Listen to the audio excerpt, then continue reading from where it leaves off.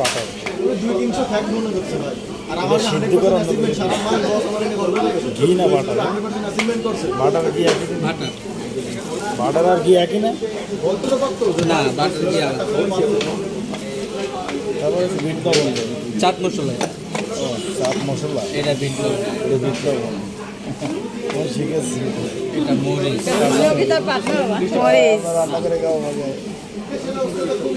এটা সিদ্ধ করে কি দিয়ে? শুধু এটা মেরে নিচ্ছি। এটা সিদ্ধ করে বলতে আপনারা নর্মাল যে কোনটা ওটা হবে না।